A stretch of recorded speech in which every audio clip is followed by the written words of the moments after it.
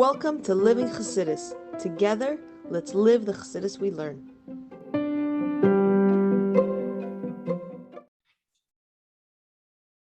Morning, everybody, and welcome to Chassidus in the Morning. 15 minutes to change our lives. Continuing on in Parshas Chayei, with 6 Chelek Aleph. We're discussing the question of who should we be listening to, Sarah or Avram, the neshama, the body, or the soul.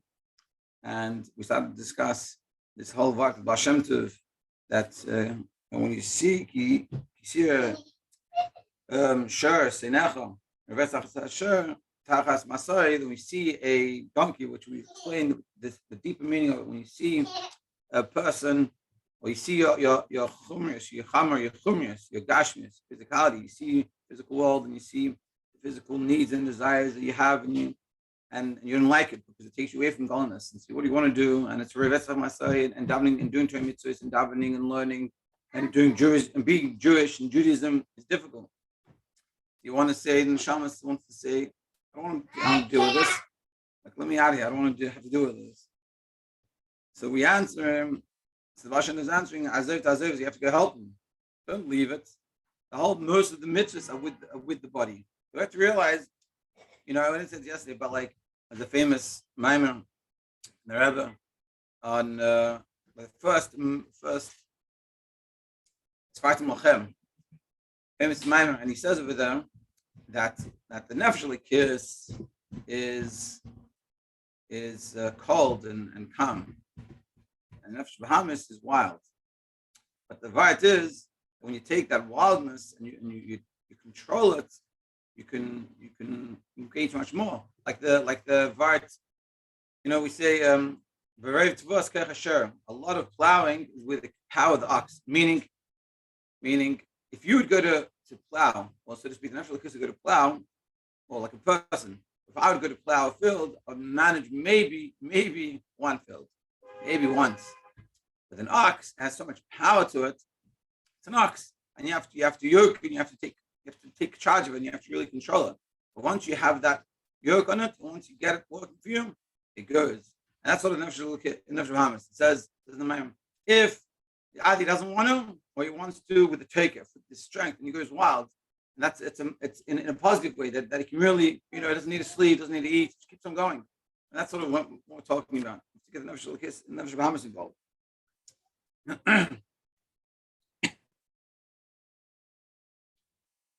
Yeah. So Adam, so in the middle of Ois Daled, Adam, Shekav, Machshavte, Kol HaKavana is the mitzvahs. So we said, we're talking about the story of the Tzemach Tzedek, that one of the grandkids meant to have a bris, and they asked him who should we choose. There was two options. One guy was a big bucky and all the kavanas of the bris, and another guy, when he was older, another guy was young. He wasn't bucky, he didn't have kavanas, he didn't have any knowledge of all the kavanas. He had very minimum, but he was very good at doing a bris. So the Tzemach Tzedek said, get the young guy. And he explained, he goes, because you need to physically do a bris. Meaning, it's not to, don't mistake and have the mistaken thought that, I don't have kavanah, action is important. It's true, you have to have action, but you also have to have kavanah. He wasn't saying the guy's kavanah is worthless.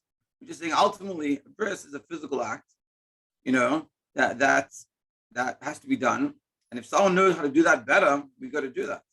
It's not that the person should have kavanah and kavanah is not important. It's just ultimately what's important. It's like the story we said about the putting on tefillin or lighting Shabbos candles. If you have all the kavanas in the world, you don't actually light the candles, you didn't achieve anything.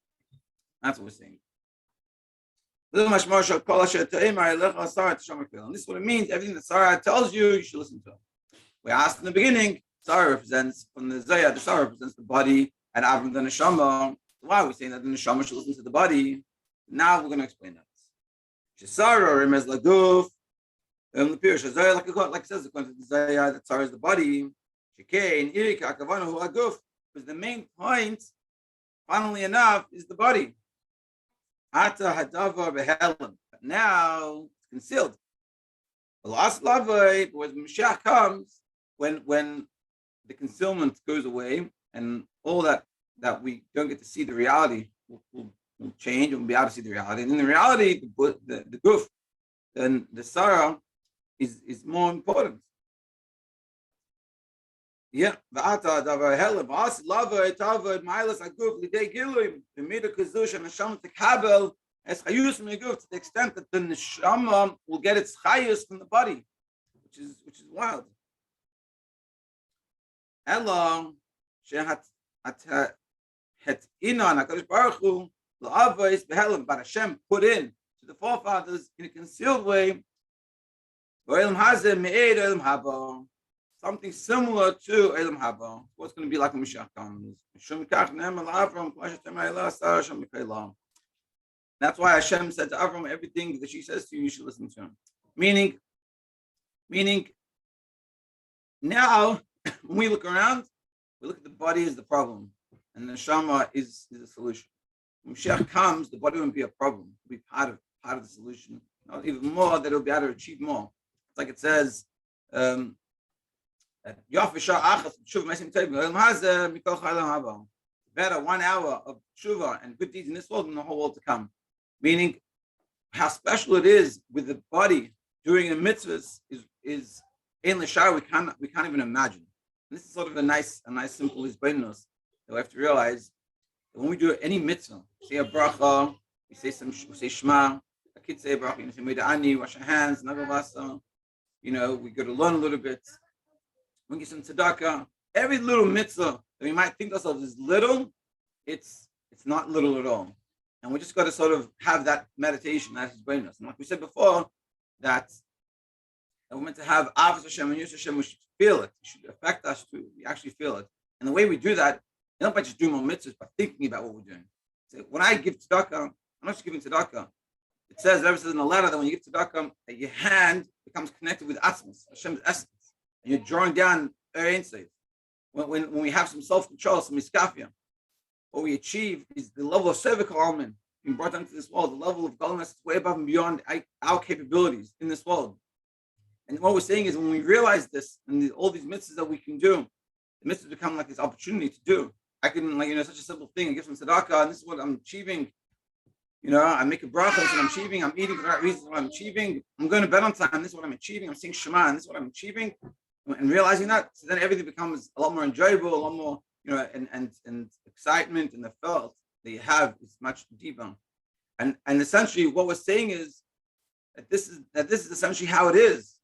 The problem is, the challenge is that we don't live in Geula time, so we don't sense this, we don't feel this, we don't recognize this as well as we would like to. But the others were already made that time, and that's why Hashem says to Avram, listen to Sarah, meaning in the sense of, not in the sense of Avram and Sarah, in the sense of the neshama and the guf. That even by Avram, he should be already listening to his guf, which for us, we would say, if I listen to my body, it's not a good idea. What we're saying is, we have to realize that the body is not as bad as you think. It has potential for greatness. And I think it's a question, I think this maybe we could even say for ourselves, that we're not so bad, much of we're not so bad, that we have potential for greatness. But we can't. But the only way we're going to achieve that greatness is not by pushing ourselves away and taking some parts of us and saying this doesn't exist. You can also say it in terms of like a Baal Tshuva. Baal Tshuva, on the one hand, they don't need to run away. They shouldn't run away from who they were. Meaning, you shouldn't pretend they're someone else now. I'm just an neshama. I'm not a guf. Let's not talk about the guf. It's bad. It's a hassle. It's hard. It's reverse. It's masay. It's a burden of time mitzvahs. I have to forget that person. What we're saying is ultimately that is what shapes you, who you are. Of course, if you did the wrong thing, you don't have to walk around publicizing all the wrong things you've done, or the things that you wish you would have done better. That's not the discussion.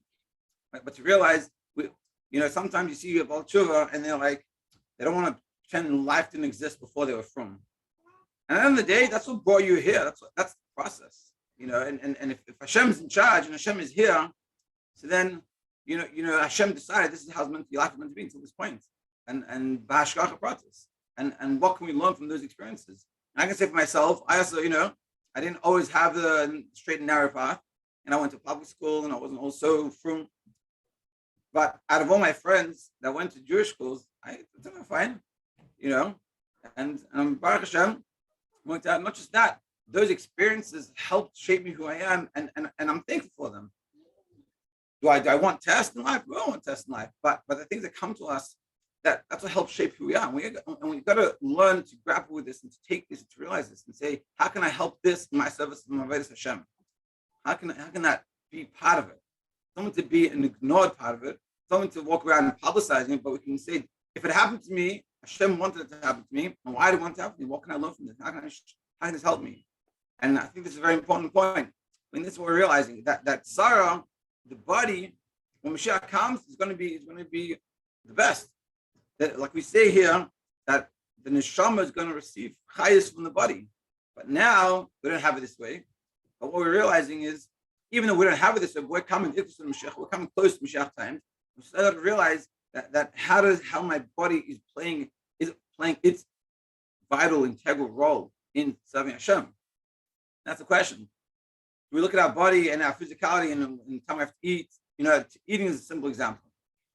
But anything, the way we talk, the way we do things, we look at it as like, I have to take care of my body, or I have to do all these physical things. Or let's say I have to clean the dishes, I have to do all these things. I have to take care of the house. I wish I was back in seminary, just learn and do chitas and just schmooze and fring. I have to do all these things. I have to go to work. I know someone have to take care of my house, make the house look clean, and cook Shabbos food. In the seminary, they cook it for us, and these things are hard. We all have to deal with them. But we have to realize that this is not a separation from Hashem. This is not taking us away from Hashem. This is not the guf versus the neshama in a negative sense, but this is part and parcel of Olam Hazeh, and this is and transforming and realizing how I can make this the holy thing. Doesn't mean you shouldn't get a cleaning lady. If you can afford it, or you should do, make life easier. But the things you got to do, it's not a negative thing, it's a positive thing and help us. And it's all part of the Aveda. And ultimately, the physicality and the way we deal with the physicality, when Mashiach comes, that's where it's going to be at. So we already can taste a little bit of it. And so we should recognize this dynamic and take the neshama to help the guf. Neshama should help the body. Meaning we shouldn't say, I want to, like when I daven, let me just daven and run away from life. Let me just learn and I'll run away from reality. Life's going crazy and kids are going wild. I'm just gonna daven. I'm gonna learn something and just run away. Now, of course, you have to know everyone's situation. I'm not saying a klal for anything, but realize we shouldn't run away. Davening and learning are not meant to be a running away from the physicality. We're meant to infuse it into our physicality. Or like the Rebbe said, finish it off. Like the Rebbe said, there's a famous letter Sheish Tau talked about it. Women complained in Kfar Chabad that the husband would go Shabbos, I think Shabbos Barachim, or every Shabbos, they would ring all day, no one come home. So the Rebbe said that basically in short, the Rebbe said they should come home and bring home the Farin. I think it's a very important point. The Rebbe saying, it could be, you could use it in this marsh. I'm not saying this was reality, but I'm just saying to look at it in that way. You could say they're looking at it like this. And Shul is all holy and spiritual and it's fun and it's good, it's kind of shama. Going back home and after, you come home, I have to take care of my kids and I have to clean up and I have to do all these things. That's the goof. I don't want to do with that. So I was saying, no, the point is take the neshama, the farang, and bring it to the home, to the goof, and inspire the goof, inspire the kids and the family. Because ultimately that's where it's at. And hopefully we should all see it, or we already see it, and if we don't see it, we should work to see it. That where life is not in the seminary and in the yeshiva or in the kollel, in the kollel year, or it's in the life before you have kids, but it's when you have kids and it's the struggle and it's figuring it out. And it's not easy. Well, hopefully it is, but it's not always necessarily that so.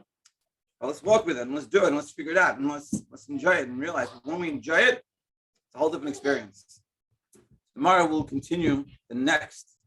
That was the first part of the Sikha, from Tafshin Yud Aleph, and then tomorrow we're going to go to the next action. It's going to base it off what we learned, but it's a different part. We continue to tomorrow.